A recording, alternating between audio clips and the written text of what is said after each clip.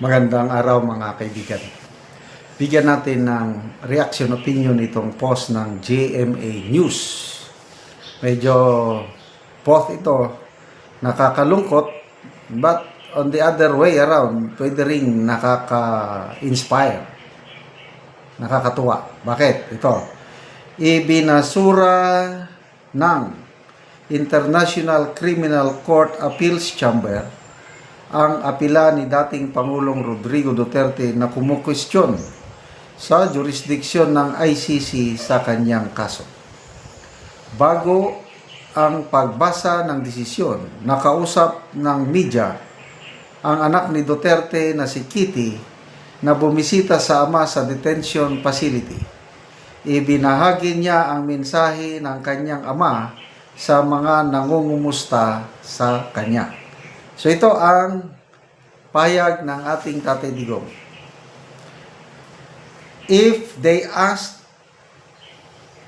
how I'm doing, tell them invictus. Wow! Invictus. Kasi talo ulit ang depensa ni Tatay Digong, yung apela nila na walang jurisdiction ang ICC, binasura. Ibig sabihin, tuloy pa rin ang paglilitis sa kaso ni Tatay Digong sa ICC. Binasura na rin yung request for interim release. So, wala na. So, in a way, kung makikita mo, parang malabong makalabas kaagad si Tatay Digong. At ang isang epekto nito is mawalan na ng pag-asa si Tatay Digong. Kaya lang, ito na yung sinasabi ko na good news. Dahil yung sinabi niya, tell them I am invictus. Anong ibig sabihin ng invictus? First time ko ito mabasa, marinig. Ito, may naglagay ng meaning. Sabi ni King Lux, invictus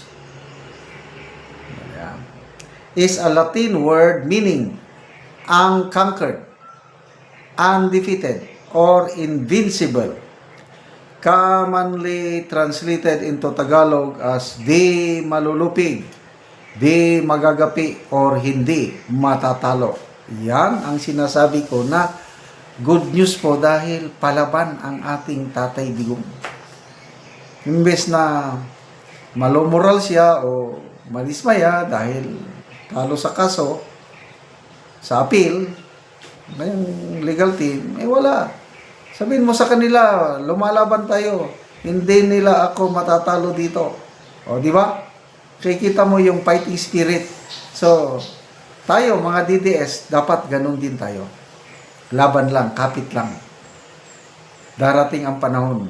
In God's timing, may plano ang Diyos sa mga pangyaring ganito. Kaya hintayin natin ang galaw ng Diyos.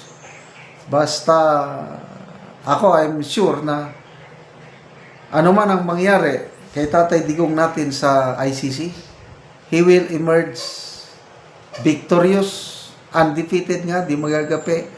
Maitanim siya sa puso't isipan ng nakakaraming Pilipino na he is our hero. Well, may mga tao na kumukontra sa kanya, gaya ng mga dilawan o mga kakampi. Kailang tayong mga DDS at saka yung ibang tao na hindi sila DDS but mahal nila ang ating Tatay Digong. Wow, invictus. They can destroy the name but not the spirit. Correct. Sabi ni Remigio Pren. Yan, invictus, undefeated. Invictus, yeah, meaning invictus. Dami. So, ano ngayon? Kahit anong gawin yung paninira sa mga Duterte, lalo na i-connect natin yung hearing o testimony ni Trillanes kahapon sa House. Binalik na naman niya yung mga aligasyon laban sa mga Duterte kasama kay Tatay Digong. Paniniwalaan ba ng mas marami? O lumang tugtugin na? Kaya ang basihan dito ngayon, itong 2028 election, kung matatalo ninyo si Sara Duterte, VP Sara, yes, yun na, masasabing nagtagumpay na kayo laban sa mga Duterte. Kaya lang, sa ngayon, sa lahat ng mga surveys, palaging nangunguna si VP Sara. Agree ako yung sabi ni Professor Clarita Carlos, sabi niya, if the numbers remain stable, Sara Duterte will become president. Meaning yung numbers, yung rating niya sa mga surveys, so far sa ngayon, stable. Dahil sino ang kandidato na pwedeng makatalo sa kanya, isa lang ang nakikita ko eh. Si Madam Leni Robredo, na sa ngayon ay ano na siya, nagdesisyon na I am sure hindi ako manasyonal sa 2028. Dito lang ako, I will run for re-election as mayor. So, yun pa lang, nawalan na ng pag-asa ang mga anti-Duterte forces na pwede nilang madislodge si VP Sara maging presidente. Ganon din si Senator Raffy Tulfo. Yan din isang malakas. Ayaw kumandidatong pagka-presidente. Re-electionist lang as senator at nangunguna siya sa mga survey. So, sino pa ang ilalaban nila kay VP Sara? Yung Ontiveros, June Vic, pwede rin si Bam, pwede si Romualdez, name it. So, may hangganan ang lahat. By 2028, mag-iiba na ang kalakaran sa politika kasama na ang ating Tatay Digong sa ICC Netherlands. Kaya kapit lang tayo, mga kapwa ko, DDS. Salamat mga kaibigan sa inyong pagsubaybay sa channel na ito. Nakakatulong kayo ng malaki sa tribong Talambik ng Bukidnon dahil ang income natin sa channel na ito is pantulong po sa tribo. Namimigay tayo ng libreng yero at pako para makapagpatayo sila ng mas maayos na tirahan. Panoorin nyo ang video na ito. Mong natagan og yero.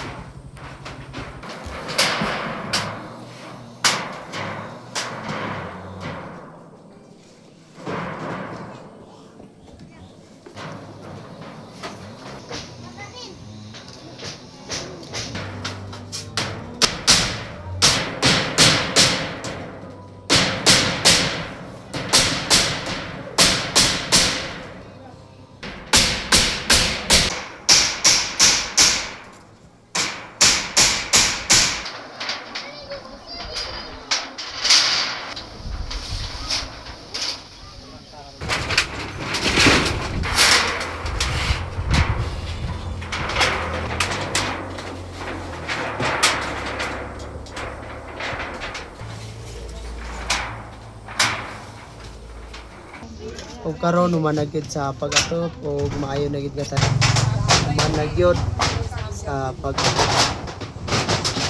so humanagid Mat sa Ginoo og sa naghatag sa sin nga di na gyud mi maulanan og tungod sa among kakulangon wa gyud mi nakapalit og yero kay among inadlawan 200 ra gyud kulang ra gyud sa among tasatag o sa matag adlaw nga among palitonon diri sa balay. Tungod salamat kaayo sa naghatag sa among sin ug dako kay pasalamat namo sa Ginoo nga natagaan gyud mi nga di na gyud mi tuluan ani nga mong balay.